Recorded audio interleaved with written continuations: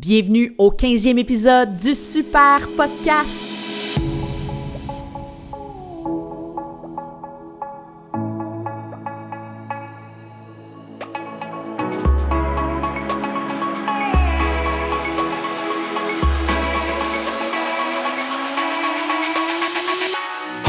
Mon nom est Marie-Ève Ricard et on a le vent dans les voiles pour ce nouvel épisode avec un expert en la matière qui s'appelle Alain Bolduc, gérant de la boutique 30 nœuds située à Saint-Lambert. Il va démystifier avec nous c'est quoi la wing, c'est quoi le foil et on peut faire de la wing avec notre planche à pagaie. Donc, il va nous en dire plus sur cette nouvelle tendance qui permet de tirer avantage du vent. Si tu n'as jamais essayé, ça va te donner le goût. Pour vrai, je trippe vraiment à m'exercer avec le vent, avec ma wing, avec une planche gonflable. Entre autres, ça se fait super bien. Alain va aussi nous parler de la méthode pour apprendre à faire de la wing. Il va nous donner ses trucs, les erreurs fréquentes qu'il voit aussi. Et en primeur, il va nous parler de nouveautés qui... C'est tout nouveau, vraiment qu'on pourrait combiner facilement avec une planche à pagaie qui s'appelle le para-wing. Donc, il va nous parler de ça vers la fin. Et bien voilà. Est-ce que ça vous tente d'en savoir plus sur cette nouvelle tendance qui donne le goût encore plus de jouer sur l'eau avec notre planche? On part ça. J'accueille tout de suite Alain. Comment vas-tu? Bonjour, ça va bien vous? Bien, merci. Tu peux me tutoyer, Alain, si ça Oui, te va. pas de problème. Rapidement, une petite bio pour qu'on te connaisse un peu plus. Tu es gérant de la boutique 30 nœuds à Saint-Lambert et tu as déjà participé aussi aux Olympiques en planche Oui, à voile en 96. oui, Peux-tu? oui, du stand-up paddleboard à voile. C'est comme, c'est Oui, relié. Hein. On aime oui, l'eau, on aime, c'est ça, on navigue. on navigue, on aime la glisse. Exact, exact. Fait que merci énormément d'être présent avec nous. Le but du podcast aujourd'hui, vous êtes déjà des passionnés de planche à pagaie. Peut-être que vous avez déjà entendu parler de la wing, vous avez vu des voiles. Souvent, les gens sont très curieux, puis ça a été une demande que j'ai reçue. Parle-nous-en plus, parce que j'en fais un peu. Justement, j'ai eu l'occasion de faire des cours avec Oui, Alain. ça s'est bien passé. Oui, fait que j'ai autant essayé sur un foil gonflable, j'ai essayé le e-foil, j'ai essayé aussi un foil normal, j'ai essayé du C'est soft ça. wing. Fait que, bref, on va pouvoir échanger. Puis si tout ce que je viens de dire, vous avez rien compris, restez là. On va justement démystifier un peu plus qu'est-ce que Ouais. c'est ça. Donc, si on commence, Alain, comment tu pourrais décrire un peu la wing? Quelqu'un qui a jamais entendu parler de ça ou qui sait pas du tout c'est quoi, comment tu pourrais nous en parler? Ben oui, c'est un truc qui existe, ça a dû exister il y a très longtemps, mais c'était fait avec des voiles et des mâts des mâts en aluminium. C'était lourd un peu, ça prenait beaucoup de vent, mais là, depuis l'avènement du kite dans les années 2000, 2010 jusqu'à maintenant, puis l'amélioration des kites. L'idée est comme revenu de faire un truc gonflé comme un kite et d'avoir une aile qui est très, très légère et qui se porte dans les mains. Donc, on le tient avec nos mains, puis on arrive à se faire tirer par le vent. Donc, il y a eu des petits tests qui ont été faits. Des gens de paddle, ça venait aussi des gens de paddleboard. Il avait mis comme la pagaie attachée après au début, puis en se disant, on va monter en wing, puis on va revenir à pagaie. Là, c'est plus la gang de Hawaïens qui ont développé ça pour pouvoir surfer les swells au large, puis faire des downwind. Eux autres, ils aiment beaucoup faire des downwind. Donc, nous ici, il y a moins d'en faire dans le coin de Québec, sur le fleuve. À Montréal, mais c'est sûr que c'est une activité qui est moins courante. Mais dans les endroits venteux, eux autres, c'est ça où ils en font pas là. Donc, aller faire du SUP quand Wow! ils ventent fort avec une voile, ben ça va t'aider. Puis ou sinon, ben c'est les swells qui vont te diriger puis qui vont te déplacer. Fait que c'est de là qu'est venue l'idée. Et bon, la gang d'Hawaï, eux autres, ils faisaient pas juste des downwind sur des paddleboards, mais ils en faisaient sur des hydrofoils, sur des planches quand même assez longues, avec un hydrofoil en dessous. Puis là, ben, avec la vitesse qu'ils prenaient sur la vague, ils décollaient dans les airs. Puis un des premiers qui a designé ça, c'est Ken Winner du Rotonde. Lui, ce qui est arrivé, c'est qu'il était blessé à l'épaule, il ne pouvait plus pagayer. Puis il s'est dit, regarde, je vais gosser sur mon ordi hier soir, puis je vais m'en dessiner une, puis on va voir ce que ça va donner. Puis là, ben, voir ce que ça va donner. Il est parti, puis c'est des gens de planche à voile qui sont devenus des gens de quête, qui développent des produits.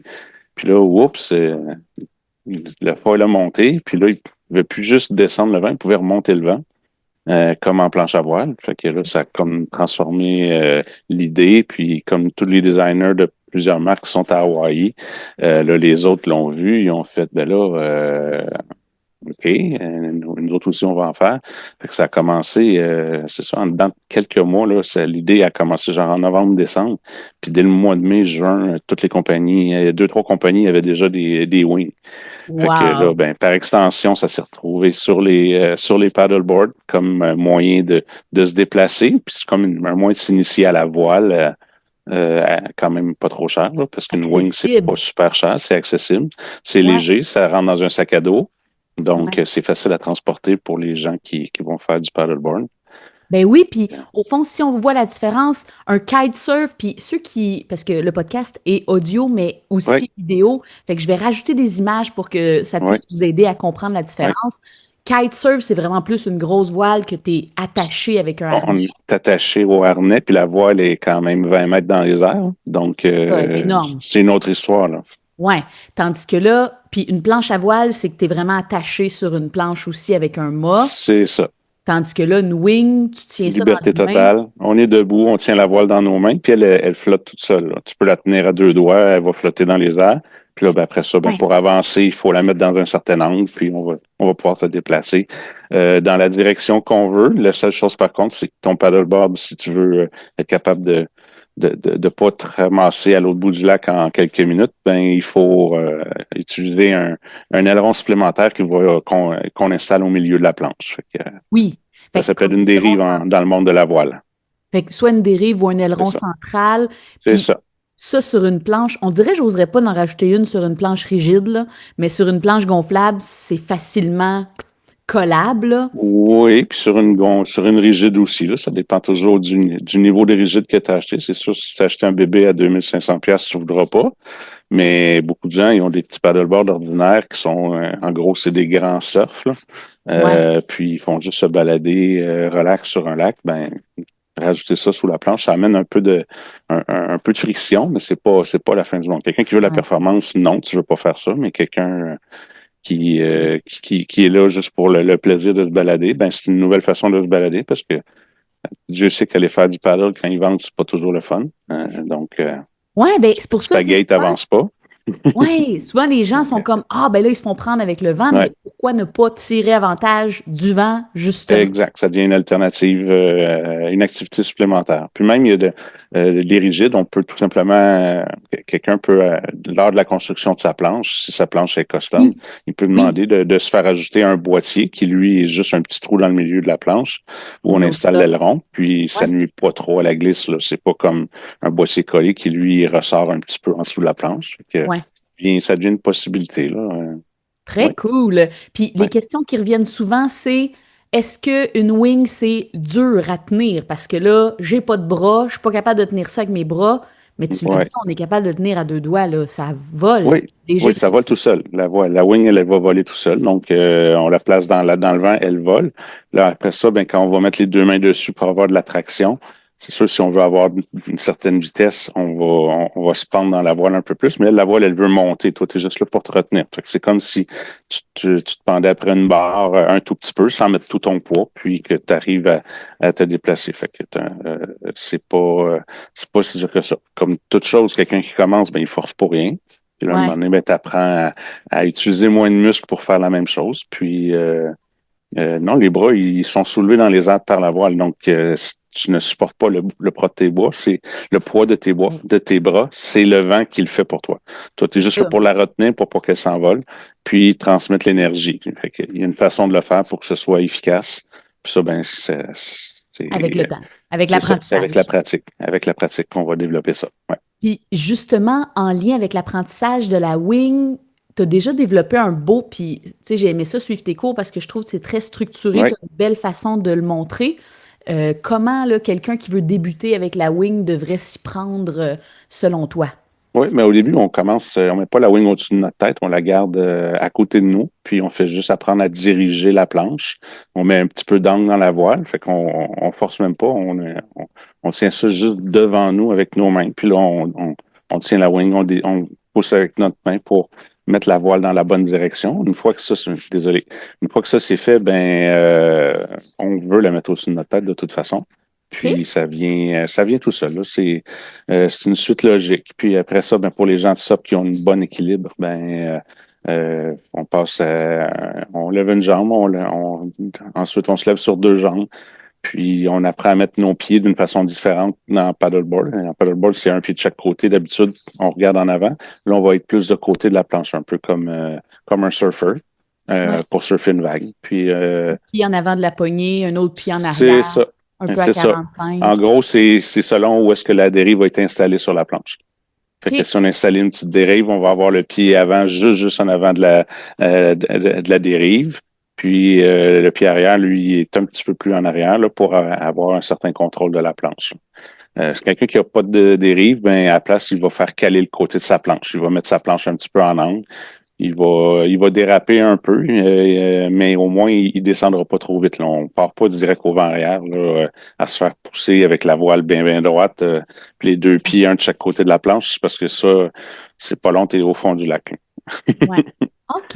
Ouais, Fait que là, on apprend à manier la voile avant tout. Après ouais, ça, ben, on peut aller justement sur un SUP, euh, s'amuser sur l'eau. c'est Puis ça. avec un SUP, ce qui est le fun, c'est que c'est stable. Là. Tu sais, on peut vraiment C'est prendre ça.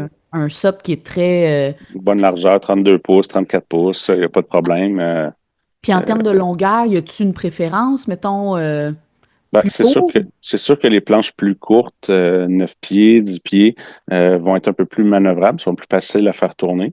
Ouais, Plus c'est long, à un moment donné, c'est juste un peu plus difficile à faire tourner, là. Et la planche va prendre plus dans le vent aussi. Fait que ouais. des fois, quand tu veux prendre la bonne direction, le vent peut comme pousser le nez de la planche puis t'empêcher d'aller dans la bonne direction. Donc, un petit peu plus court, c'est un petit peu plus facile au niveau du pivot. OK. Mais c'est accessible à toutes les grandeurs de planche, là. Rendu là, après ça, c'est l'utilisateur qui va s'adapter. C'est pas, la planche, elle, Ouais. s'adapte pas, elle. Elle va faire ce qu'on lui demande de faire.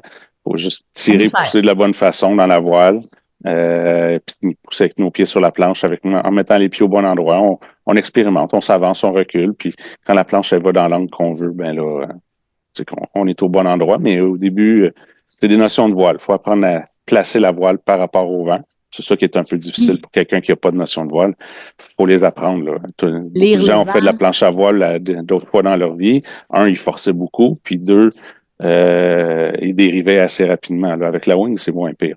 C'est beaucoup moins pire parce qu'on force pas vraiment après la voile.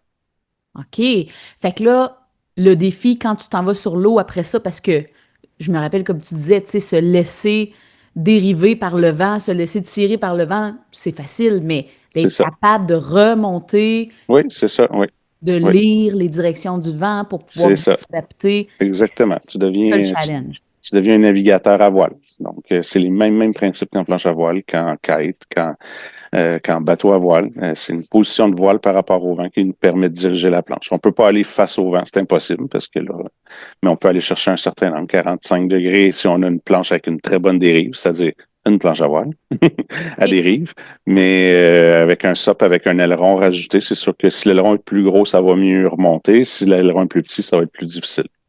OK. Il y a même des ailerons qu'on peut rajouter. C'est comme deux ailerons avec un morceau en dessous, Strap. puis une strap qui fait le tour. Puis là, on peut attacher ça à la planche.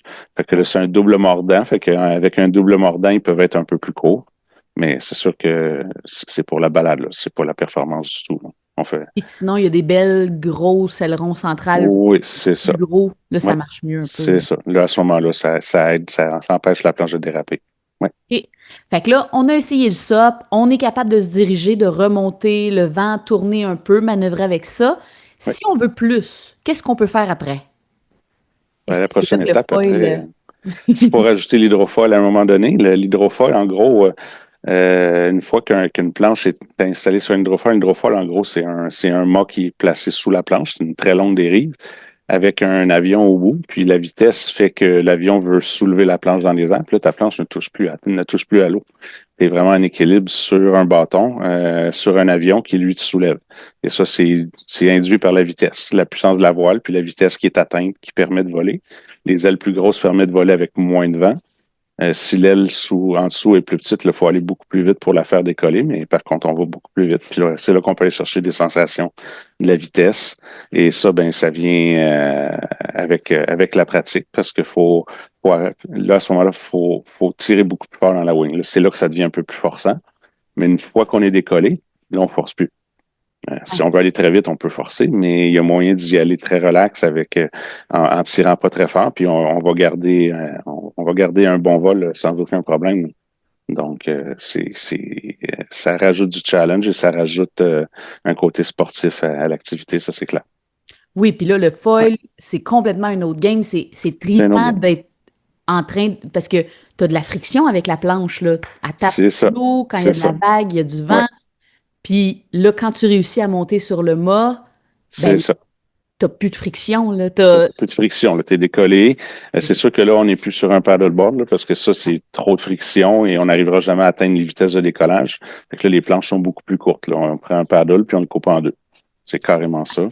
Fait que c'est beaucoup plus Les plus instable. longues font 6 pieds à peu près, 6 pieds 6. Il y en a des très longues là, et étroites. Là, c'est une nouvelle discipline c'est des planches qu'ils appellent de downwinder pour justement partir à pagaie. Et là, ben, on prend de la vitesse puis on arrive à se décoller à pagaie parce que la planche, on parle d'une planche qui fait 20 pouces, 18 pouces de large Eh, pour 8 pieds de long. Fait que ces planches-là arrivent à décoller sur la foile plus facilement. On peut les utiliser avec une wing aussi. Puis à ce moment-là, le vent nécessaire pour décoller est super bas. Là. On peut décoller avec 15 km/h de vent. C'est le eh, côté, c'est l'extrême minimum dans lequel on peut aller. Mais la plupart des planches de wing qu'on connaît, ben, sont à peu près larges comme un SUP, c'est-à-dire autour de 28-30 pouces. Et par contre, elles font 6 pieds maximum là, pour les débutants. Là. Puis ça donne des planches de 120 litres à peu près. Là. Puis avec OK. ça, ben, on fait nos premières gammes. Puis à un moment donné, on va spécialiser, comme dans toute activité, on va spécialiser selon ce qu'on aime faire en wing. Ouais, Parce puis que quand ça on peut est être habitué. acrobatique, comme ça peut être juste contemplatif, du beau foil relax. OK. Comme dans toute activité, il y a moyen d'être extrême. Il y a de Le tout. paddleboard, faire du paddleboard, c'est pas supposé être extrême, mais quand tu te mets à faire des downwind avec des vagues qui poussent, donc tu es devenu un surfer, là, le SUP devient un sport actif. Quand tu te mets à faire des descentes de rivière avec du courant, ça devient OK. beaucoup plus sportif. Là. C'est de La l'équilibre course. fois 1000. Fait que, il y a Ouais. moins de pousser la note. Là, avec la wing, ben, c'est ça. On commence avec des gros trucs relax au début. Puis à un moment donné, ben là, on peut faire des sauts même avec ça. Là. Fait que, ouais, Trop cool! ouais, Ça, c'était pour l'apprentissage de la wing. Fait qu'on part avec déjà manier l'aile, c'est puis ça. aussi, il y a différentes grandeurs, fait qu'il y a, Ouais, selon la puissance du vent, fait qu'il y a des connaissances à aller chercher de ce point de c'est ça. vue-là. Ouais, c'est ça. Comment bien lire Apprendre le... à lire le vent sur le plan d'eau. Oups, il y a une risée qui s'en vient, l'eau est plus foncée. Donc, toi, tu dois apprendre toutes ces petites choses-là. Ouais. Aussi, lire un forecast météo pour savoir où aller pour avoir les meilleures conditions. C'est important. Pouvoir C'est, revenir hein, aussi sur le bord, puis pas faut se être mettre... capable de, c'est ça, est-ce qu'il y a du courant à l'endroit où on va ou il n'y en a pas? Parce on peut dériver assez vite puis se retrouver plus loin. Ça reste quand on est dans la région de Trois-Rivières, Montréal, c'est des rivières, des lacs pas trop grands. Au Mhm. pire, tu te retrouves sur le mauvais côté du lac. Mais là, quand tu commences à dépasser l'île d'Orléans, là, c'est plus un lac, là, c'est la mer pratiquement. Là. Ouais. Là, tu peux te retrouver dans le trouble. C'est plus dangereux. Fait qu'il faut choisir. Tu ne vas pas en affaire de l'île d'Orléans quand tu ne sais pas ce que tu sais. Ouais. Ça prend un ami, sinon, qui te suit, qui va te rapatrier Ouais. Puis encore, encore l'ami va se mettre dans le trouble avec toi. avec toi.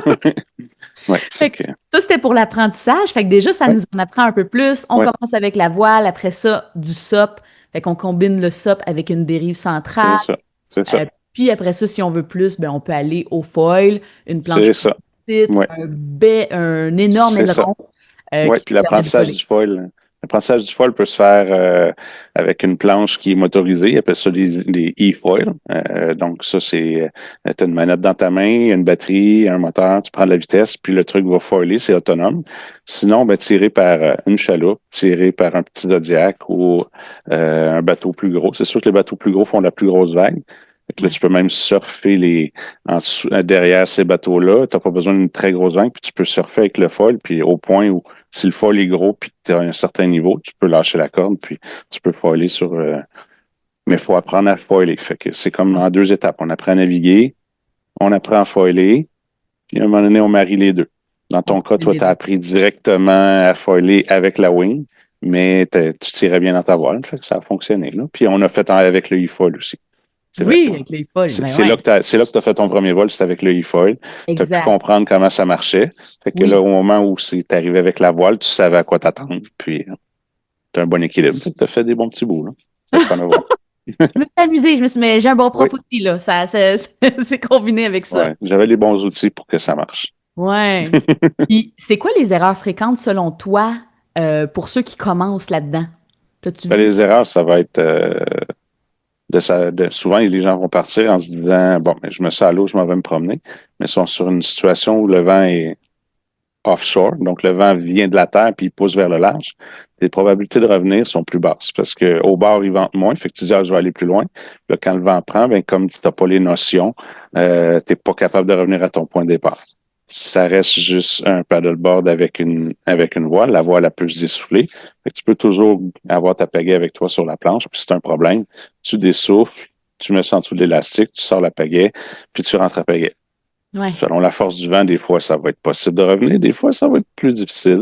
Plus long. Comme dans toute situation, ça va être juste plus long. On est sur des petits lacs au début de toute façon. Fait que souvent, l'erreur, ça va être d'être du mauvais côté du lac par rapport au vent.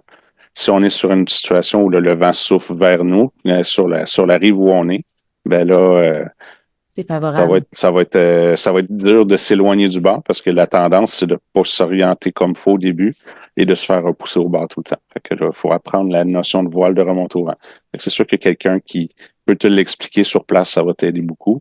Ouais. Si tu as zéro notion de voile puis que tu es tout seul, euh, c'est ça. Puis là, si tu as choisi le mauvais plan d'eau avec en plus du courant, ben, là, tu peux te retrouver dans le trouble. Tu peux dériver un petit peu plus vite que prévu, puis avoir à piquer sur le terrain de quelqu'un pour rentrer, parce que tu es allé dans la mauvaise direction, dans la direction que tu pensais pas que tu irais.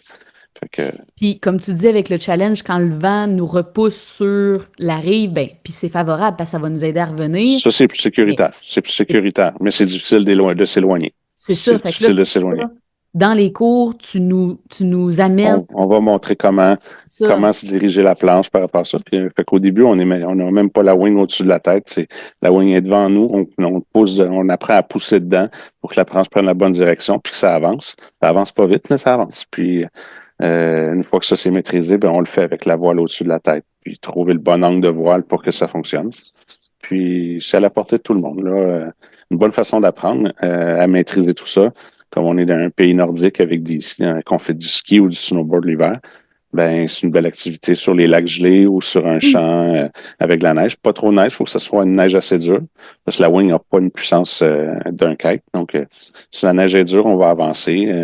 Condition idéale étant en patin. Là, c'est aucune friction. La friction Mais est bon, diminuée. c'est ça. Les belles conditions de glace, par contre, ça dure 2 à 3 jours dans l'hiver. Fait que après ça, il n'y en a plus, mais c'est une belle façon d'apprendre à faire de la wing.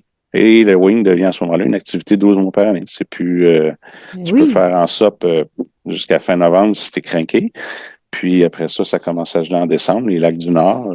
Puis on peut déjà commencer sur les lacs du Nord à partir de mi-décembre, fin décembre.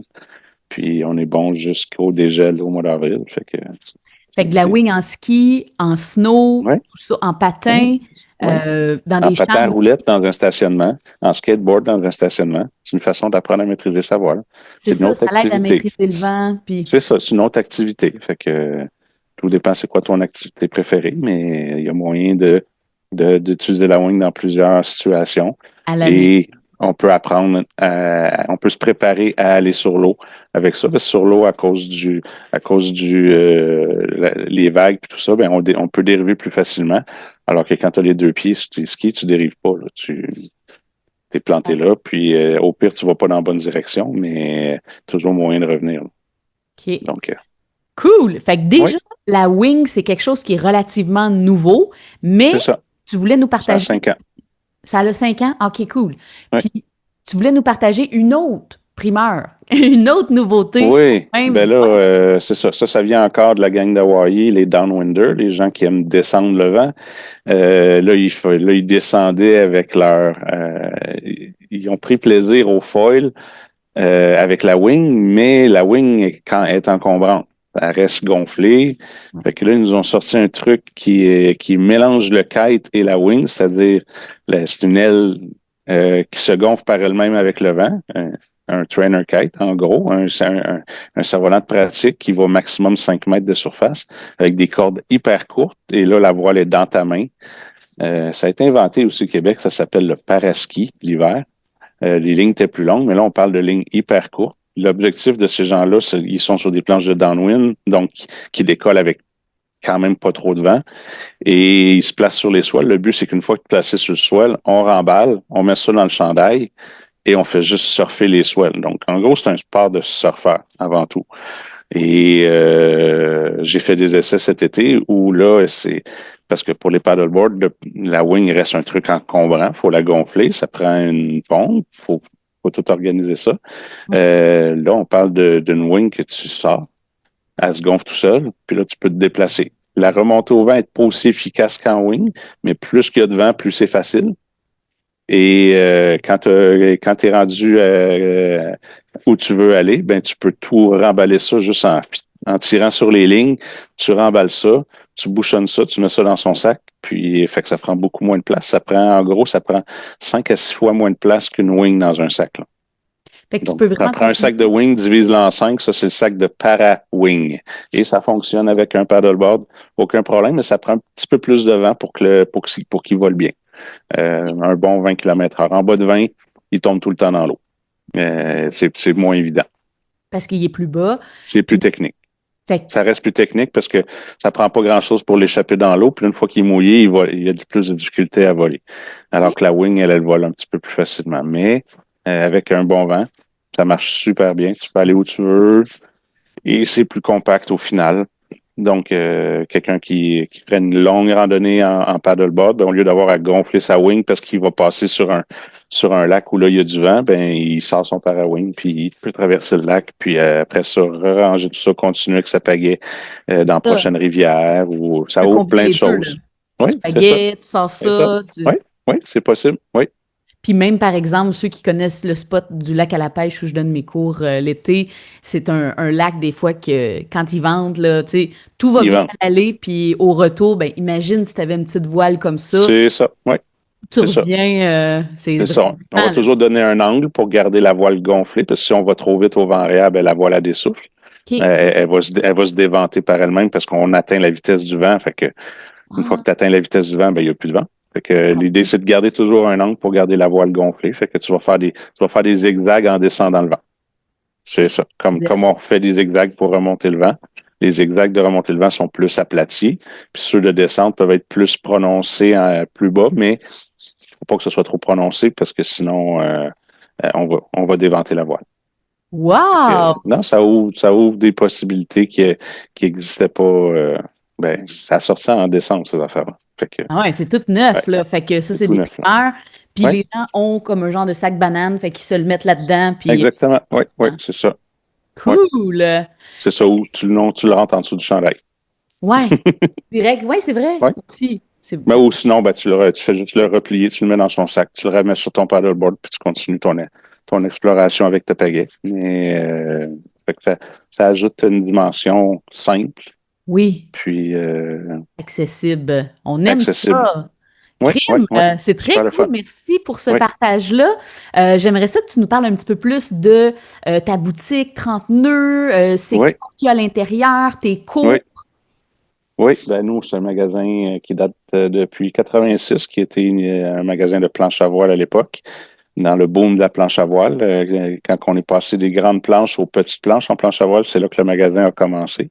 Et c'est un des seuls magasins qui a survécu parce que tous les magasins de planche à voile je connais pas la région de Trois-Rivières au Québec, mais la région de Montréal, on parlait de vingtaine, trentaine de magasins où tu pouvais acheter de la planche à voile, là. Wow. Ici Sport, Bernard Trottier, tout le monde en vendait. Sport Expert, tout le monde en a vendu. Puis là, oups, à partir du milieu des années 80, ça a diminué. Et donc, le magasin 39 ont commencé à ce moment-là. Puis, ils ont fait leur chemin là-dedans. Tous les magasins ont fermé, eux sont restés. Puis, oups, là, ça cogne à la porte, mais je vais y aller après. Donc, voilà, ça a ses limites. Et le magasin, lui, a évolué, qui est devenu un magasin de kite et maintenant de SOP, parce que là, le SOP est apparu dans les années 2000, la planche à pagaie. Puis ensuite, là, maintenant, on est rendu dans les hydrofoils, puis ensuite la wing.